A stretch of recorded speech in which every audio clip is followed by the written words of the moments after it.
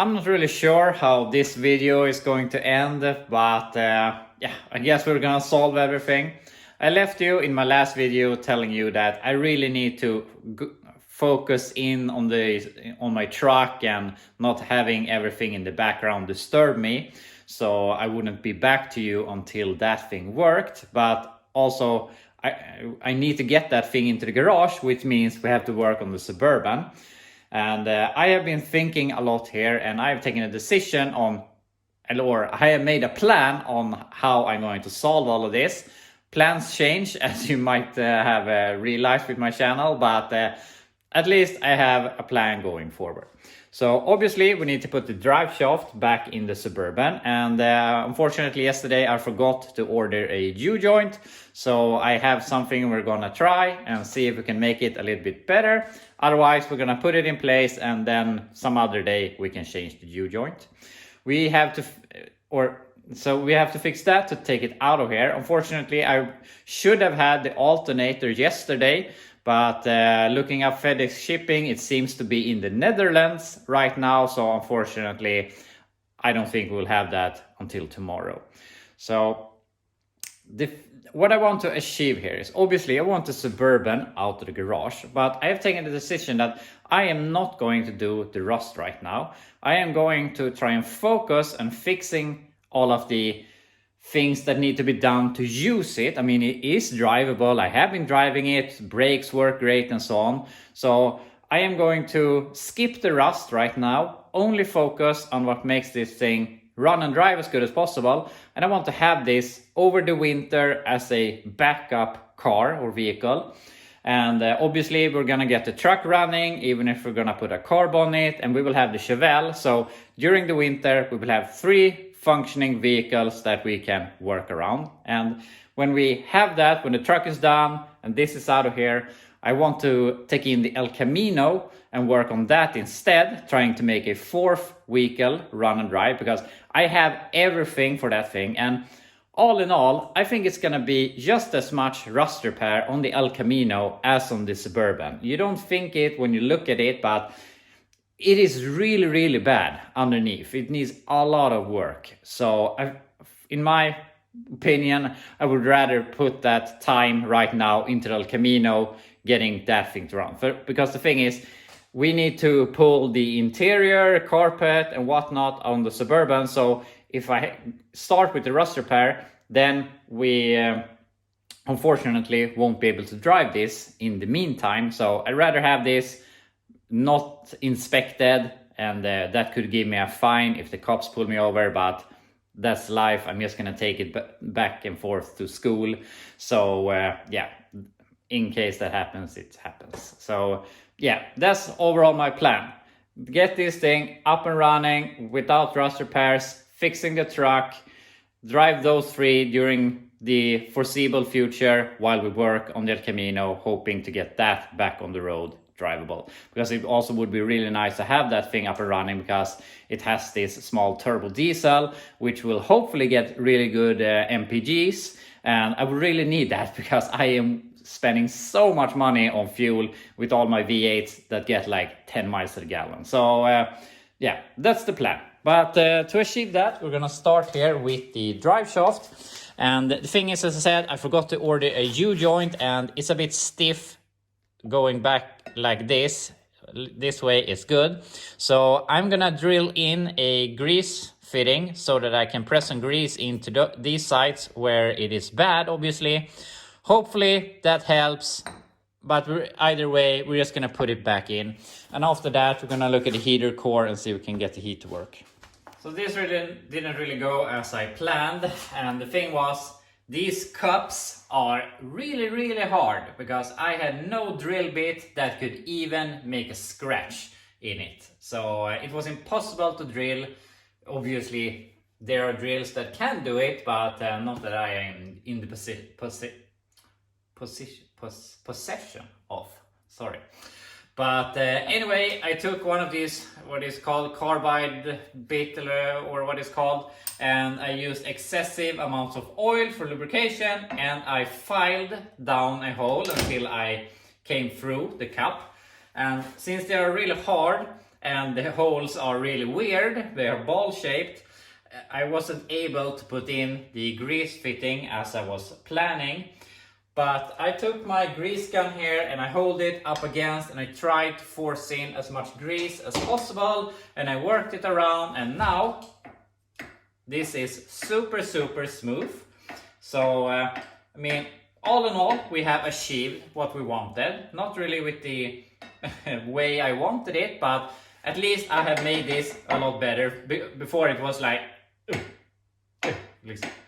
back and forth. So we have made it better, and it's too bad that, I mean, couldn't they have put grease fittings? Then these U-joints could be a forever thing. But I mean, it has held up for 36 years and a lot of miles, so I understand that GM didn't want to put the money there. But yeah, I mean, you could do it obviously, but and I mean, I could take this and I could weld it in place and make it work, but also 8 grease, or I mean 12 grease fittings to fix one drive shaft, and how much work do you want to put in when you can just buy new U-joints? So I don't know, but at least we have solved it. And I would say if our vibrations isn't improved, it has nothing to do with the drive shaft. But now we have the problem that this is obviously going to have some heat to it, and the grease is going to want to fly out. So now I'm going to clean a little bit here, tack these holes together so that the grease will stay in place, and I think that this drive shaft is going to hold up for a few more miles, and we can evaluate if we want to put in new U-joints down the road or so on. But I'm going to go ahead, weld this, put it in place, and then we can look at the heat. Drive shaft in place, all bolted up. I just went ahead and took a little piece of metal and tacked this together so it can hold the grease for now at least, and we can decide later on if we want to change the U-joints. These cups that were loose, I put some grease in them, so I mean, at least there is really simple. So the drive shaft is all done, and while we're under here, I just wanted to show you a little why I felt that this was a little bit of a bigger project than I wanted to do right now. And the thing is, when I took my needle hammer here in the front, I smacked a hole here in the floor. So the floor is obviously really bad in this area, and it's right at the seat belt mounting point and this brace, which means that I will have to pull the carpet, and to pull the carpet I have to pull the seat. So basically we have to remove the whole interior to fix this, and obviously this probably isn't the only area with problems. And then also this brace, I realized that there's holes here in the front at the body mount, which means that we have to remove this body mount and lift the body a little bit so we can repair this area. You can buy these braces from AMD. They're like $30, but also I have to get them to Sweden somehow. We have no distributor of AMD parts here, or no one is importing them for what I know. So there will probably be at least twice as much for me, and obviously I need both sides. So also these body mounts don't look all that great. So then you're thinking, while we're at it, should I change the body mounts? And I can't just change one body mount, we have to change them all. And then we go down the rabbit hole. And if we go back here, we can see this is the floor, and then starts the bed floor. So obviously there is carpet here, and we have to repair this area, which means we have to pull the carpet all the way back here. Also, we have rust here in the wheel well, and there's carpet here also. So the whole interior needs to go out on this thing. And also, as I said, this is the good side. We have some more issues back here, same thing there, carpet, whatnot, and also tank, maybe we want to remove that. And if we continue here over to this side, we can see that this wheel well is really bad. Basically it has loosened all the way here, so we have to repair here in the back here also. And basically the same story here with this corner. the brace here, it looks a bit better, but I think it's gonna crumble when I start touching it. So basically the same story here, floor, brace, all of that. So that's why I feel like this is a little bit too much right now. So if we're thinking, I mean, I told you that I was thinking of working on the El Camino instead. And I mean, probably I will get this going.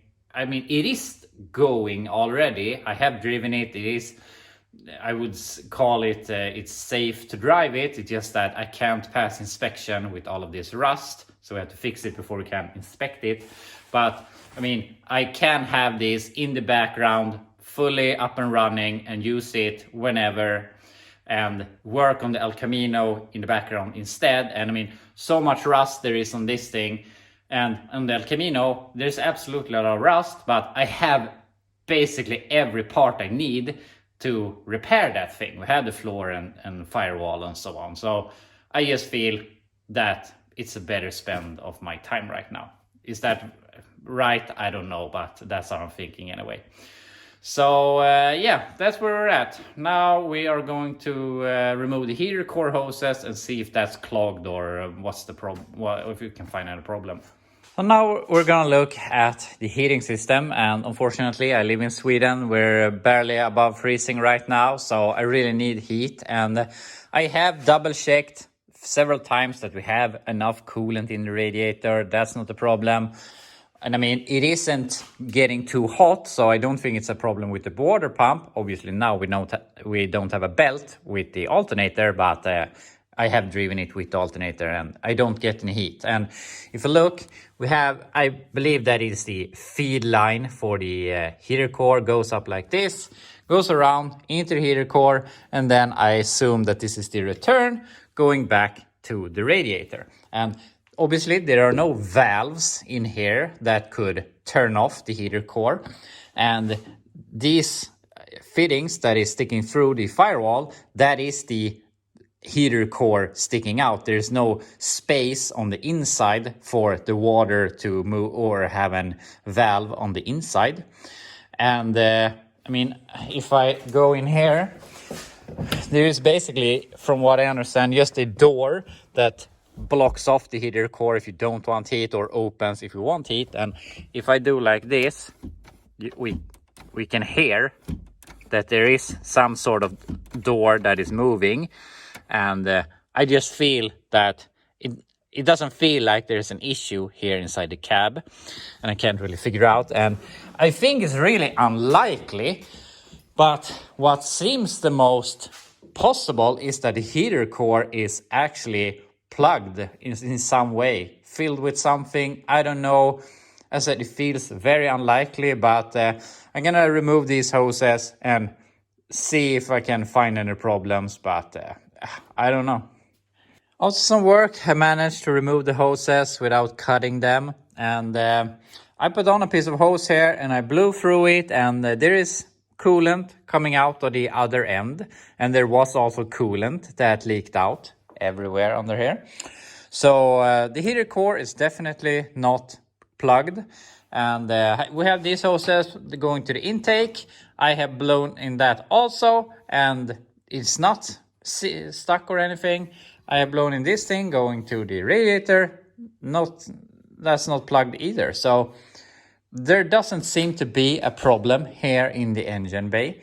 I mean, maybe the water pump is not pumping super good, but I mean, the engine isn't overheating, and there is really no heat inside the cab. It's not little warm, it's no heat at all, and the fan is working, it's blowing good and everything, but there's no heat. So this stumbles me, but now I'm thinking maybe there is a problem inside the truck.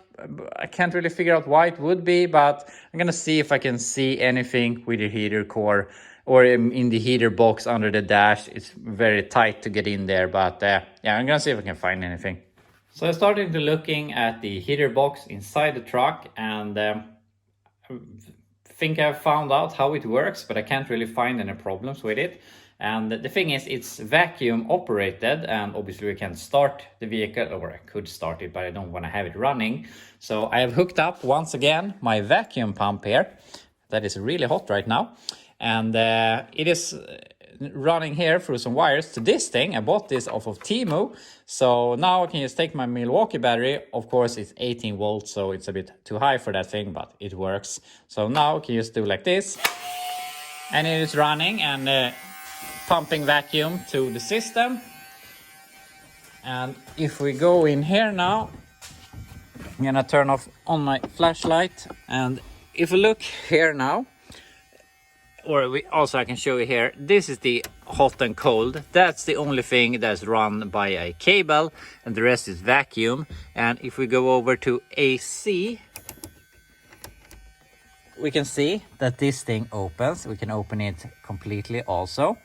And then we see in here a bit, and if I turn the hot to cold, this happens. So we open up to the AC element here, and obviously the heater core is more off to the right here. There is a door behind this thing, and the thing is, I'm gonna see if I can show you. If we go to heat, this door closes and that door opens. This door is only supposed to let out cold air, AC or vented air, which goes through this, so it goes to these. And these are unique for the AC trucks. The non-AC vehicles do not have these. So there's no heat coming out of this. And I mean, everything seems to be working. So if we go back to AC just to show you, we know that we can open and close this. So hot, we're closing off the AC. And if we then turn to heat, we are closing this and we're opening the door that is here, letting the air from the heater core. So I don't understand what the problem is. From my point of view, everything seems to be working. And also can show you, fan is running amazing. Sometimes it starts to act up and sound really weird, but it is pumping a lot of air. And now we're at heat. You can see down here we have a lot of air coming out, and if we put it on defrost, it changes and that goes away, and we got a lot of air up here instead. So I don't understand what the problem is, because everything seems to be working. The air should go where it's supposed to go. The heater core should get warm. I don't know, but yeah, it's weird, and it's so annoying because there is a theme lately where I have problems with things and I can't find the core problem and fix them. I have problems with my truck. I am searching for the problems. I can't find them. I have some issues with the Chevelle blowing fuses, and now we have problems with this, and it's really, really frustrating because if I can't find the problem, I can't do the solution. So I don't know what to do, but I guess we have to figure something out. Also, I forgot to show you, there's an old alarm here that I'm going to cut out. So yeah, see what we can do. Don't ask me how, but I managed to lose the video clip that was going to be here. And now I'm just telling you what was happening so that you understand what will happen in the next clip. I put the Suburban back together, and obviously I didn't find any problems with the heating system, and I just feel that I have to run it more and try and see if I can visually see that the heater core is getting warm and make a plan from there, because I can't understand why the system isn't working. But I put it all together and drove it out of here. But then during that time, my father came by and he brought a bunch of stuff. And he brought this complete electrical system for a TBI and a bunch of other boxes of TBI stuff and even another electrical system. And the plan was that, or what I was going to do here is that I made this into a standalone system so that we could put it on my truck to eliminate eventual problems with the electrical system in the truck. So if we have a problem with the wiring harness in the truck, then it should run better with this electrical system. So that is what we're going to try now in the next clip here. I have made a rough install of the wiring harness here. Obviously it looks like crap, but everything is hooked up and should work and so on. And I mean, I would like to cut it and make it look a bit nicer. Also, now the fuel pump is running with constant power, which we will look a little bit into. But we can start it here. Unfortunately, it runs as bad as ever. So we can confirm with pretty high certainty that there's not the wiring in the truck that's the problem. Having two harnesses with the same problem sounds pretty unlikely. But yeah, we just have to move forward from that. But something, I just feel like the pump, since it's running constantly now, and it feels like it makes some weird noises sometimes. There.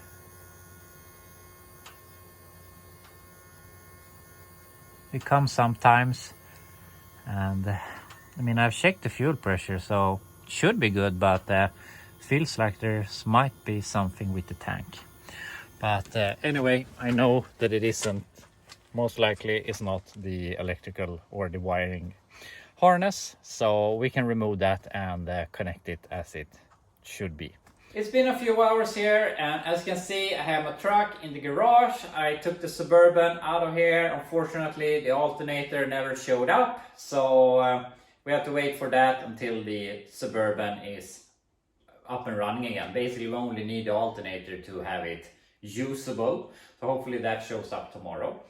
And I have the truck in here now because I have come to a decision, and that is I can't do more troubleshooting on this thing. I have tried everything that I can come up with and more. I have tested all the wildest theories I have had, other people have had, and I can't find issue. I don't know what it is. I've tried. So I a bit against my will, I have decided now that we will be putting on a regular intake manifold. We're gonna put on a Edelbrock carb and an HEI distributor, and in a way it's a part of our troubleshooting, because if we put the stuff on it and it runs good, we know that I have an issue with my injection system, or injection and ignition system, the TBI stuff.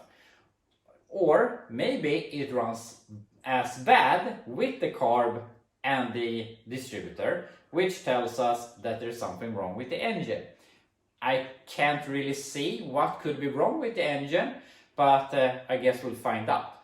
Also, since we have the injection system, if there were something wrong with the engine, there could be that the injection system is trying to fix it, and when it's trying to fix it, it eventually kills itself. So there could be problems causing problems causing problems. So I don't know, but I just feel I have to have this reliable enough so that I can use it and work on other stuff instead, because I can't do much more troubleshooting. I'm tired of this.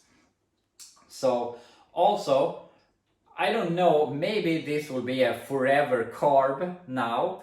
We'll see, but in some way I think that a Edelbrock and HEI distributor is a bit more reliable than the TBI, and that's not completely true. But I mean, it's gonna be some work with brackets or some rods we have to fix here to stiffen up for the AC and the alternator, and we have to fix some brackets for the throttle and kick down to the transmission and so on. But when we have done that, there will be very simple to change out for another carb or another distributor. So if when we're done, we can have an extra carb in the truck that we know is good, another distributor. They basically fit under the seat. I can have them with me all the time. 10 minutes swapping the carb, 10 minutes swapping the distributor, and we have basically changed the whole injection and ignition system, and we're on our way again. With this, there's a bunch of stuff that could break, harder to troubleshoot, more stuff to keep with you in case of problems. So I'm not saying that this is a bad system, but it is a little bit more finicky than a carb and a regular distributor. So that's the plan. So I've already started draining the water. So now we're just gonna rip the intake manifold off here, put on a weigh end that I got, put on the carb, and start looking at the brackets and so on. First off, I just want to get the carb on there and fill it up with fuel and try and start it and see if it idles smoothly. So yeah, let's start working. We got the intake of the truck, and unfortunately we have two problems. One of them I knew, and that's not a big problem, but then we have a big problem. And the first one is that the inner holes here on the TBI engines are at another angle than the outer holes, which I really like, because these inner holes, when they're this angle, is a pain to get to. So this is actually a really good thing. So on our other manifold, we have to take a whatever tool and file them so that we can change the angle, and that's not a big problem. We can do that, but then we have another problem. And if you look here, we can see that our thermostat housing is basically right in between these rear holes on the water channel here. And if we go over here to the truck, we can see that the thermostat is in front of the holes instead, which unfortunately crashes into this nut insert down here. This one is not used in this application, so we could remove that and get the intake maybe forward a 1/4 of an inch or something. But if we look at the holes here, we can see that we need a good 1/2 inch or more to line up the holes. So that's not ever going to work. And also, if we take our thermostat housing and put it on here, it already hits this nut insert, and I mean, we could remove that. It is in use, but we're never gonna be able to get it as much forward as we need. And I mean, we're not gonna be able to fit a hose on here or anything. So unfortunately, we won't be able to use this manifold. And what sucks with that is that this is the only intake manifold for a small block that I have. I have some, this is the only aluminum square bore intake manifold I have. We could take the cast iron manifold from my 305 that has the worn down cam that we have in the Oldsmobile for a few days. But with that, that's a spread bore, then we would need an adapter, and I'm not sure, but I felt that I had issues with vacuum leaks when I was running an adapter on that intake manifold in the Oldsmobile. So I don't really want to go that route, and then we have to work in that cast iron manifold for the holes, which is going to be a lot harder than in an aluminum intake manifold. So I don't really feel that's a good solution. So we're in dire need of a intake manifold like an Edelbrock Performer RPM or equivalent of that. I have text messaged some people to ask if they have some manifolds close by, but for now I haven't gotten any answers yet. It's 10 p.m. right now, and I was really hoping to at least get the manifold on and the carb on and just start it, fill up the float bowls and see if it would idle nicely, which obviously it hasn't done in the last few weeks. And if we could determine that, then tomorrow we can continue and making it work with this setup. But unfortunately, for now, we're stuck on the manifold, and as of now, I don't have a solution. So I'm gonna go ahead, pack it up here tonight, and hopefully we can find a solution tomorrow. We could take the intake manifold from the Chevelle, but it feels very stupid to take a part from a working vehicle to put on a vehicle that might be working. So yeah, that's not happening. So yeah, we have to figure something out, but we'll continue tomorrow. We're back, it's Friday morning, and I'm really wondering where this flow is that I had a few weeks ago, where everything was just coming together. Now nothing is working out smoothly. There is just roadblock after roadblock, and yeah, I just wish we could get something done here. And I have thrown out a bunch of hooks to hopefully get an intake manifold, but I haven't got anything concrete besides one thing. And my dad says today, as usual, he has a brand new knockoff manifold that I can buy from him. The bad thing is now we have to buy an intake manifold for $250 instead of the used one I bought at a swap meet for like $50. So not the end of the world. What's great about this intake manifold is that it is, since it's an aftermarket knockoff manifold, it's an air gap design, I think it is at least.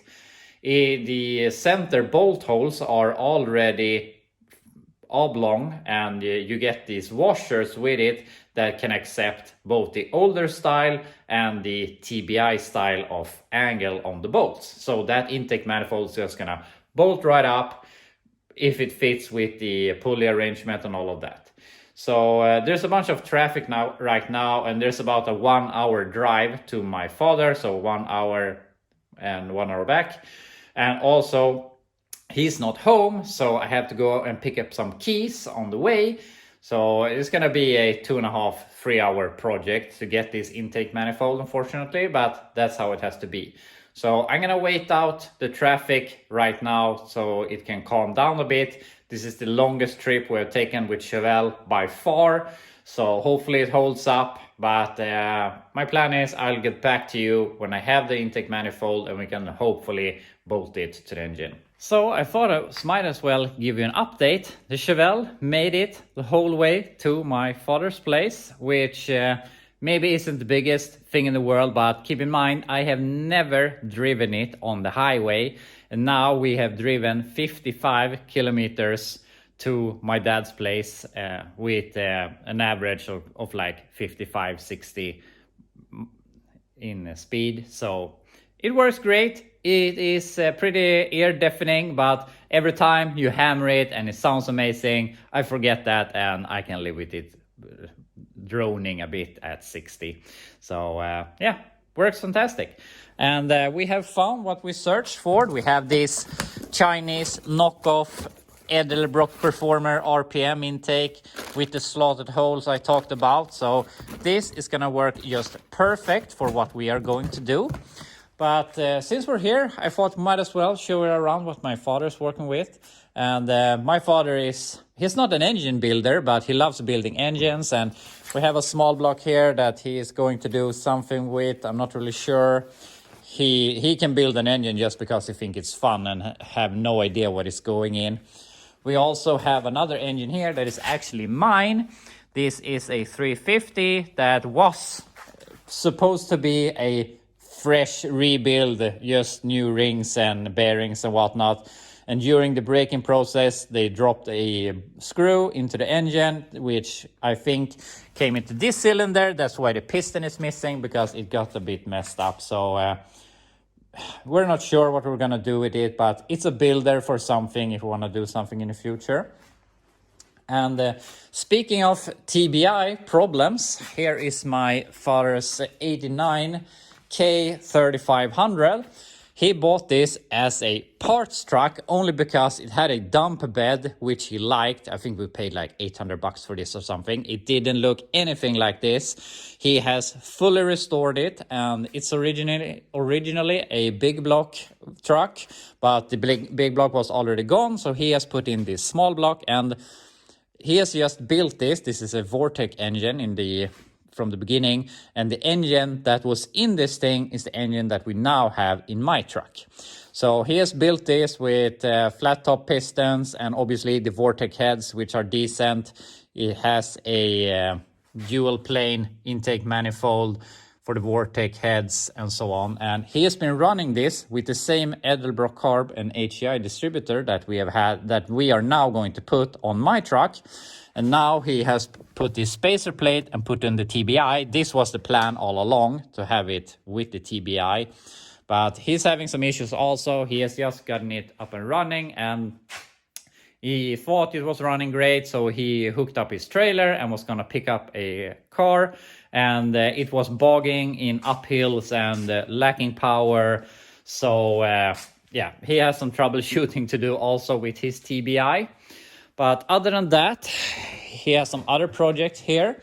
And this is I think it's a 96 crew cab single wheel. And in case you don't know, crew cabs are semi-rare here in Sweden. They are very much more uncommon than single cabs and extended cabs, because most often you have to have another, it's depending on the weight of the vehicle, but basically all of them requires a higher grade of a driver's license to drive them, which not a lot of people have. So that's why they weren't selling as good. But this thing is imported from Åland, which is a part of Finland, and it has to be registered here in Sweden. And it has a 6.5 diesel in it. Nothing special in that regards, but the thing was, there was one of these supports under the bed, I think it was this one, that was rusted. So I would never have fixed it, but he wanted it done. So he removed the bed, and then it escalated. He has gone through the bed. I know he has painted the inside of the bed and making it look all nice. And he has done some preparation here. We have to have these side markers when it's a heavy truck, as we refer them to, as this is going to be registered as this is a heavy truck, and that one is registered as a light duty truck or whatever. But yeah, he's putting way too much effort into this, and he has obviously done the frame also, and a bunch of other work. So he's gonna get this registered here in the coming months or so, but he has no stress when he is working on his stuff.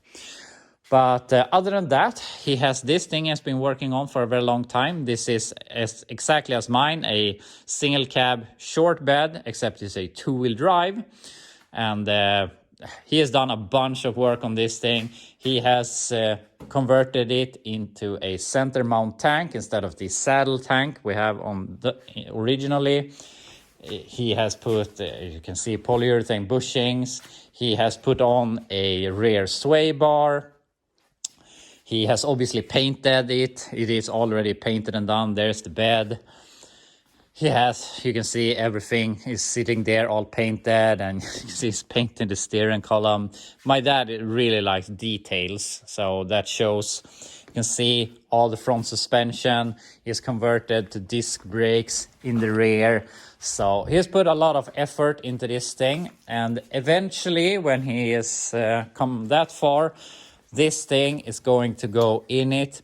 This is a very special small block, and I can't remember right now if it's exactly 454 cubic inches, but it is around 450 cubic inches. It has a very special stroker crank and board and everything. In the beginning, it's a 400 block. So yeah, it's a very special piece. I don't know any numbers about it, but eventually it is going to go in the truck. So yeah, it's gonna be real nice when it's done. But anyway, that's what my father's up to. He has some other vehicles also. He has another GMT 400 with a crane on it. And also he has a 75 Cadillac convertible. I can't really remember the year. And some other junk. But yeah, that's basically what he's up to. So now I'm going to take my manifold and head home and hopefully get my truck running. We're home here again with the Chevelle and it has worked flawless, works perfectly. I only need to fix the heat to make it a little more nice to drive. But yeah, it's a bit drony, it sounds a lot, but I don't mind it. I can go 60 miles per hour with one finger on the steering wheel. It doesn't go snake all over the road or anything. It's very nice to drive, at least by my standards, which are pretty low, but yeah, it works great. I filled up the tank when I was going there, and I filled up the tank when I was going home. And all in all, we have made a round trip of about 110 kilometers today. And I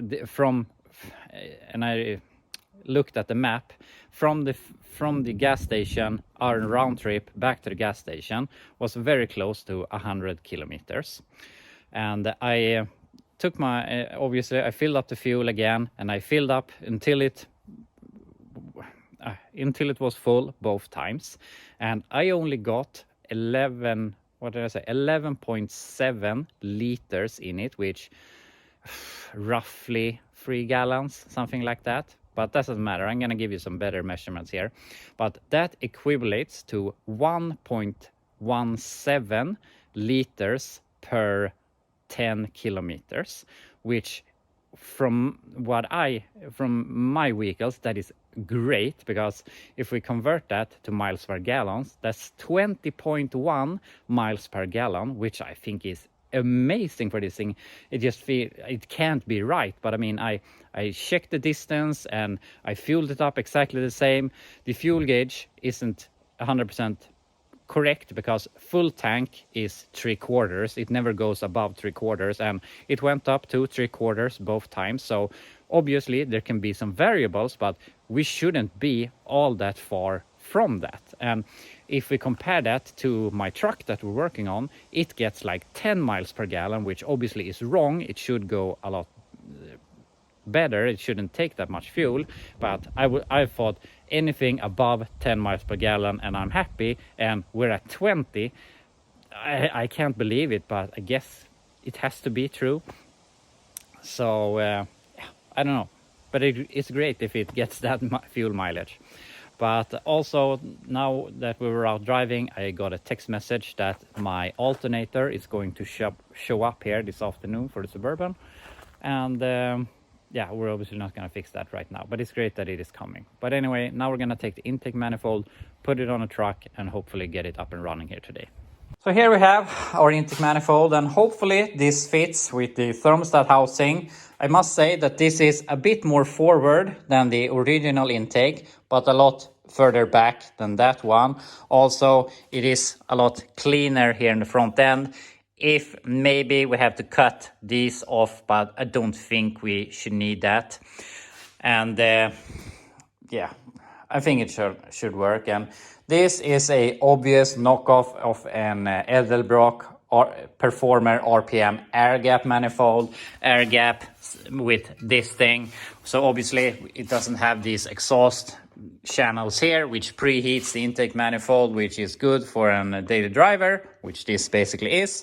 But obviously we will get some colder fuel mixture with this. So I mean, just by changing to this manifold from that thing is going to be an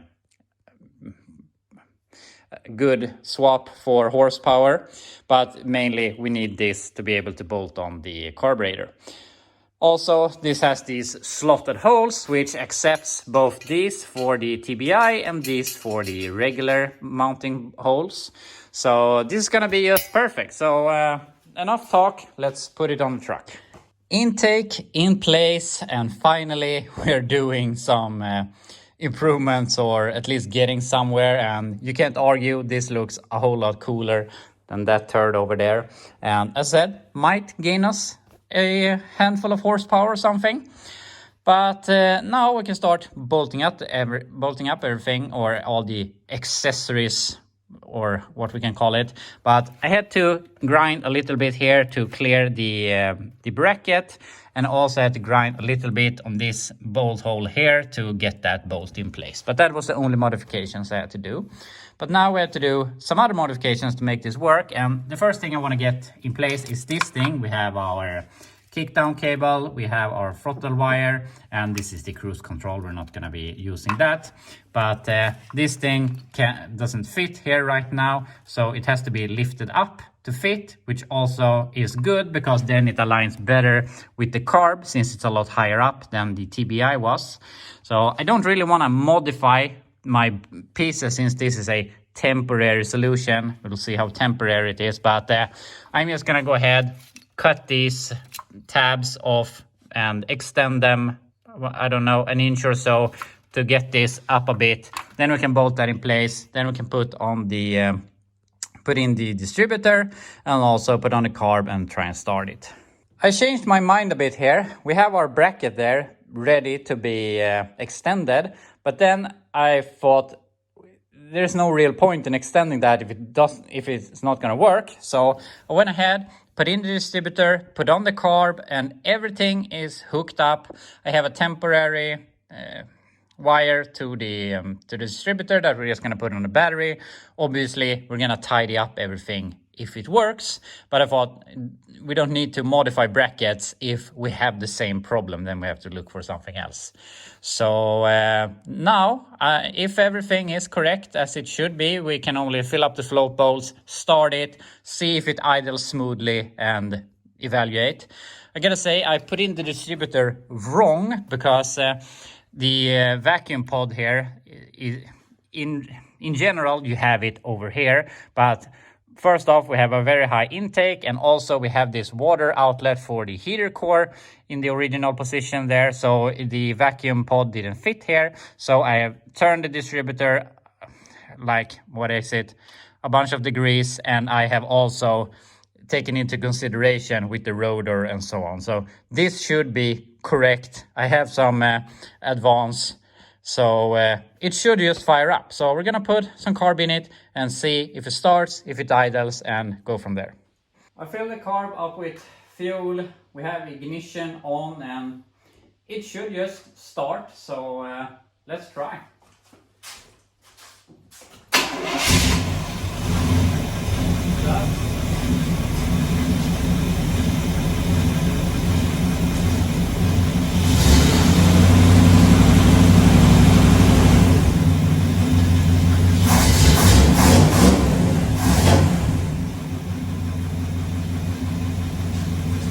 It can idle at least.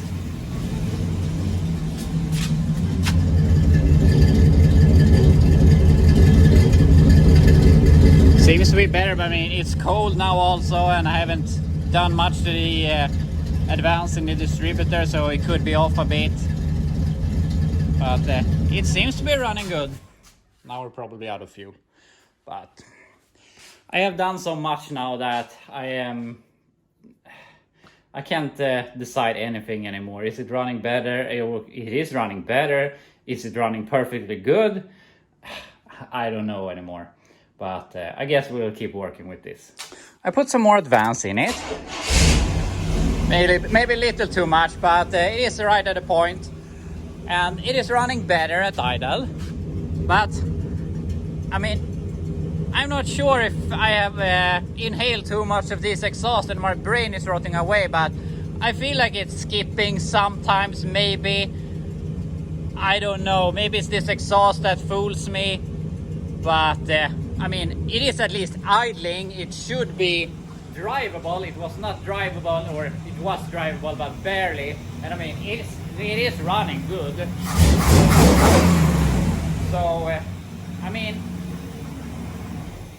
it's definitely not worse. We can agree on that. And we've come this far, might as well. And I just want to put this together. Hopefully it will work and we can use it and we can do something else, and then we can think about the future, what that will be. But for now, I'm just going to keep on putting it together. We have to fix throttle, cooling system, a fuel system, and a bunch of other stuff. So let's continue with that.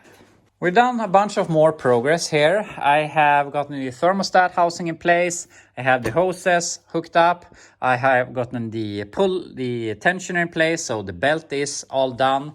The thing is, there's supposed to be a bunch of braces that holds this from I mean, obviously if something vibrates over thousands of miles, it's eventually going to crack, but you have these that's supposed to prevent this.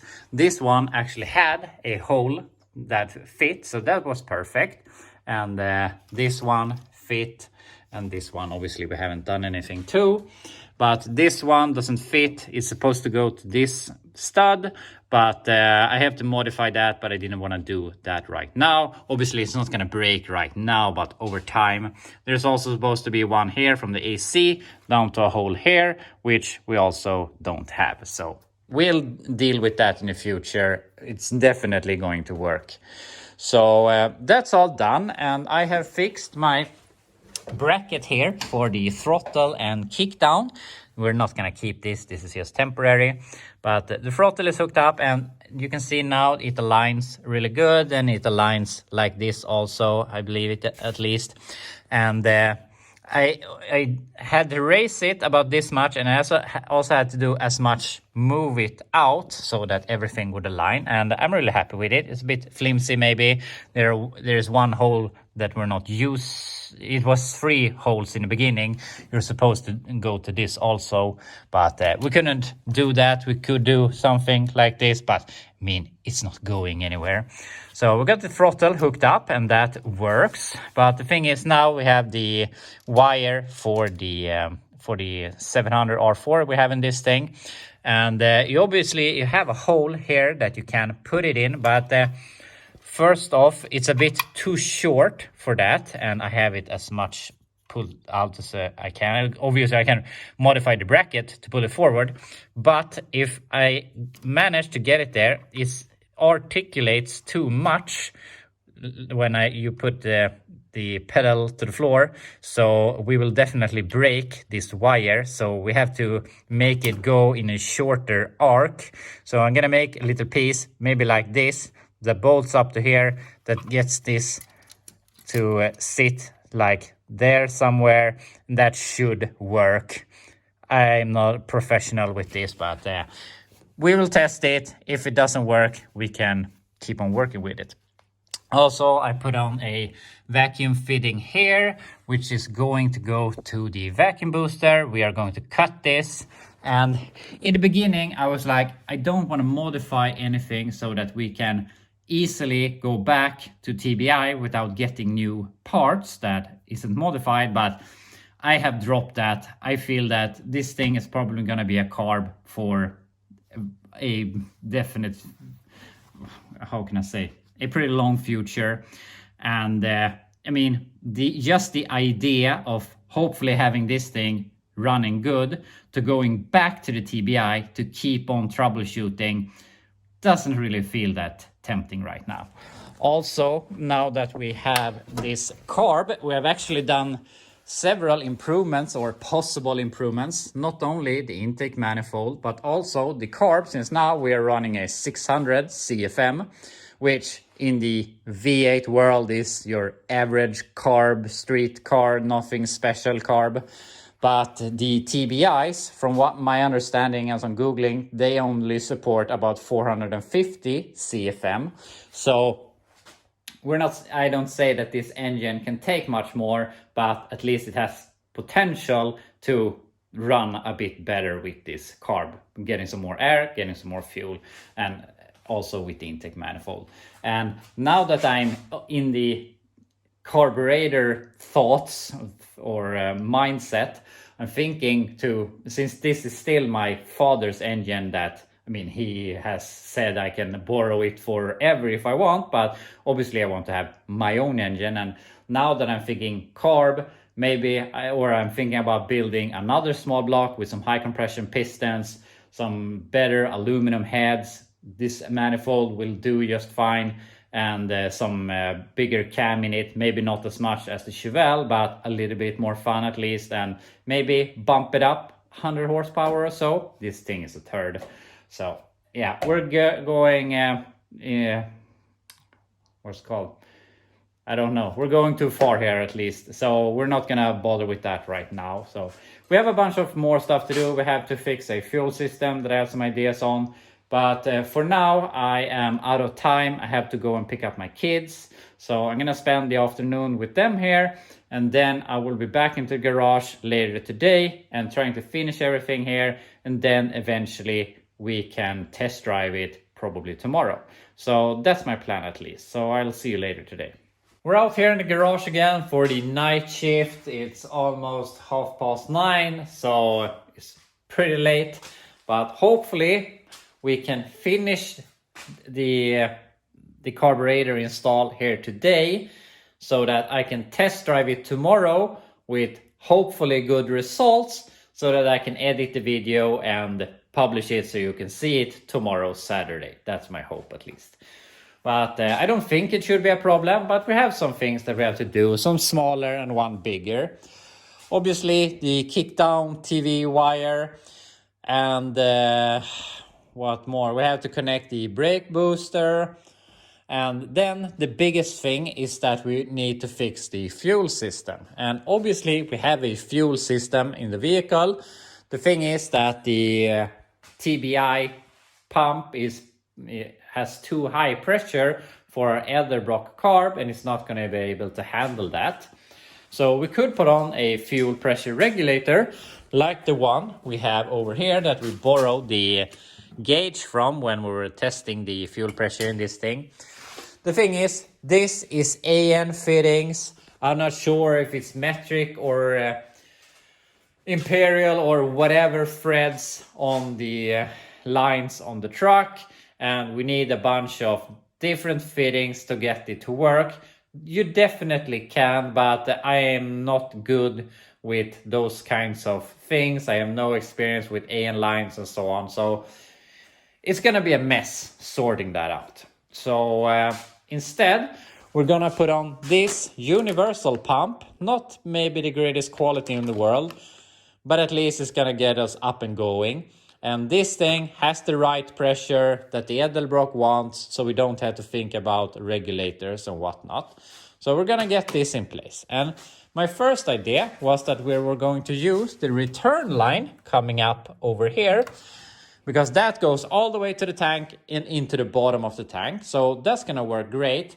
However, in the instructions, it says that this thing should not be mounted more than 8 inches above the fuel tank, because obviously it has a hard time getting fuel to it, so it's gonna work harder, or maybe not work at all.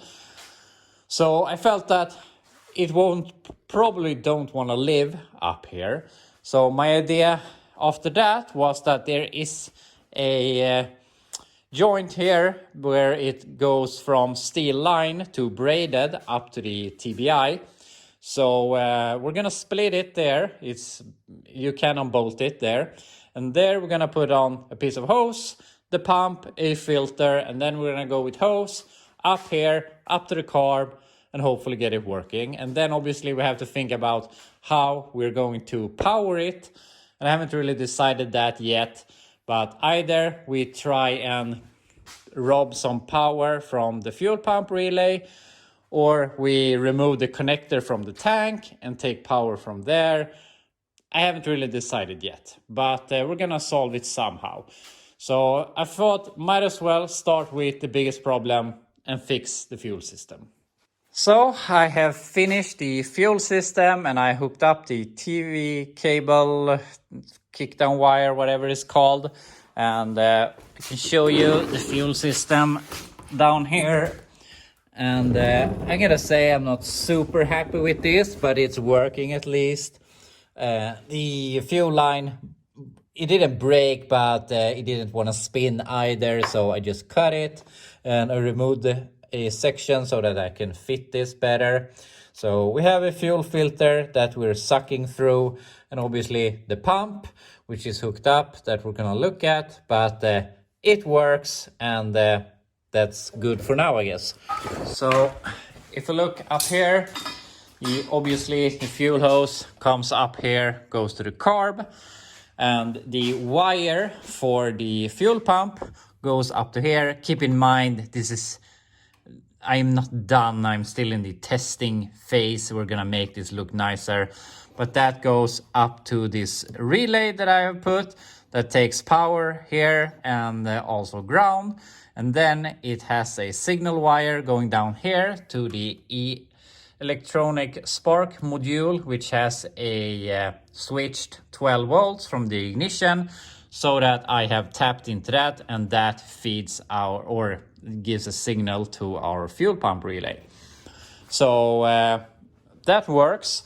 Also, I made this bracket here, so this is all hooked up, and I mean, it's loose now, and when I give it full throttle, the wire seems to be tight, so I think it should work.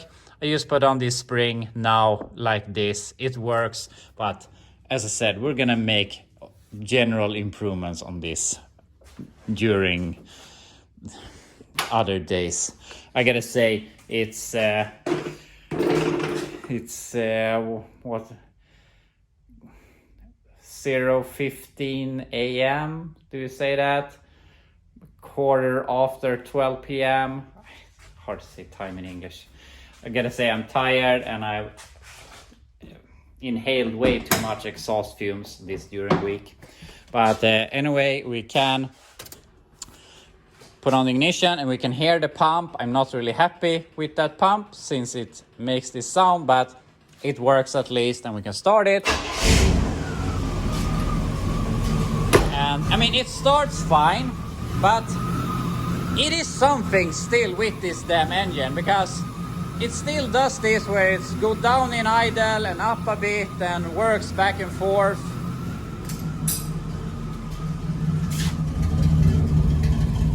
Here you can hear it almost dies. And then it starts running better, and we have this sort of pinging or whatever. So I don't know if I'm going insane or whatever, but it feels like that, like we haven't really fixed this problem.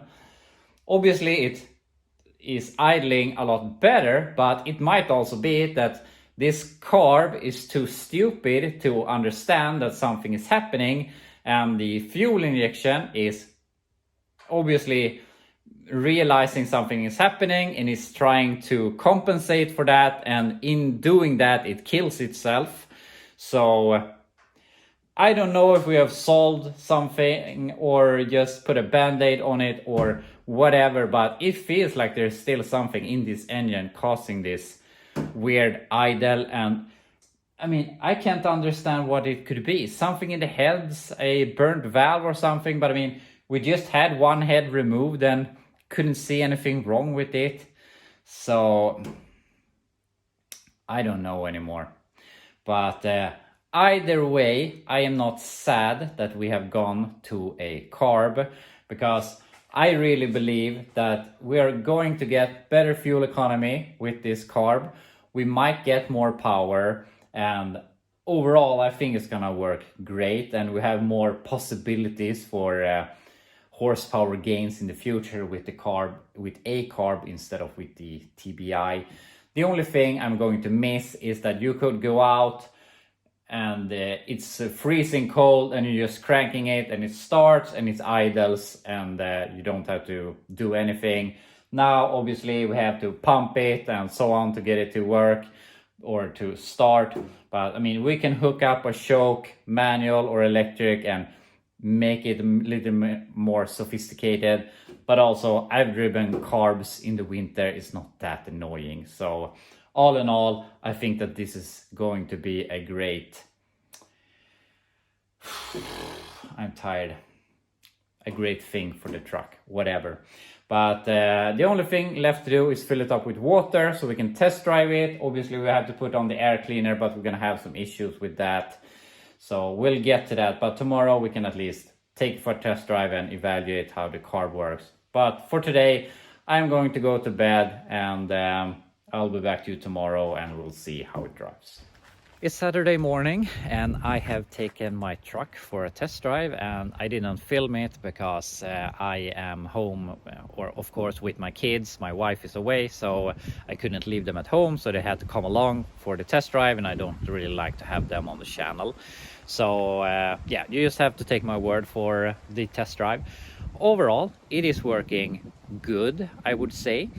The transmission is shifting like crap, so the geometry of how I got the kickdown cable attached obviously doesn't work, so we have to look at the TBI and try to mimic that, so hopefully we can get the transmission to work. I don't know why, I don't see why it would be, but when I'm putting the transmission into drive and reverse, it is slamming in the gear a lot harder than it did before.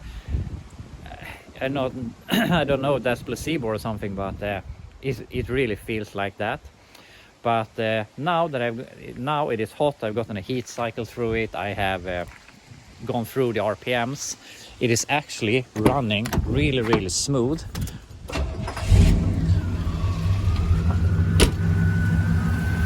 Need to turn on the ignition a little bit, but like this, it's running great. Obviously 100 times better than it did before. You can hear it's really smooth back here also. I still feel that maybe there is a hint of this problem we have had, but I've been through this so much now. But it revs. I don't want to anger my neighbor right now since the weekend, but it seems to be running great. And as I said, it's 100 times better than it was before, so in that regard we have definitely done an improvement. I did not feel a gain in horsepower at all, which maybe we shouldn't have either way, but I just feel, I mean, I have driven this for a long time, but also I've driven a Chevelle now for a while, and that's vibrating like crazy or shaking, and it just feels that it's maybe a bit smoother all over the RPM range. When you're driving it, you're putting the throttle to it, and it just feels smoother somehow. I don't know if I'm fooling myself here, but that's what I feel now at least. So I mean, we have at least done something. It is idling. It did not idle like this before. And also, when we have had all these problems, we have probably fouled the plugs a bit, so it might run even a little bit better if we put new plugs in it again. But also some more heat cycles, some more revs, the spark plugs can clean out a little bit more. We'll see, but we have to drive it and evaluate. And obviously we have to fix so the transmission works as it should. But all in all, I would say that it works good. I mean, I don't know what to expect. We can work with jets and ignition and all around stuff to make it run even better. Also, kickdown doesn't work for some reason, at least not as it did before. So I mean, we have to look at all of that. But I mean, it could barely get into the garage before, and now I was out driving it. So I would say we have done some huge improvements. We need to tidy up some things, but I would say that it is back up and running and drivable. Not really the conclusion that I wanted, but I think it's for the best. And now that I have 99% gone the carb route, I will probably not put on the TBI again. I'm thinking about building another motor, since this is my father's engine. I have the original matching numbers engine or whatever that I took out of here, which one good thing with that block is it's a mechanical fuel pump block, so I can run a mechanical fuel pump, which I would rather have than the electrical. I prefer mechanical fuel pumps on carburetors, so that would be great. And then we could maybe build that engine this winter, put in some high compression pistons, maybe not some aluminum heads, obviously this intake, maybe this carbon. Maybe we can gain another 50-100 horsepower or something. Also a bigger cam, of course, not as big as the Chevelle, but a bigger at least. We'll see, that's in the future. But for now, at least I feel it's drivable. I can use it around town and I can start improving it and evaluating everything. So that's where I'm gonna leave it. I'm happy, not 100%, but I guess we can get that last bit to work in the next few days. So yeah, that will be all for now. I'll be back to you on Monday when I'm gonna finish this.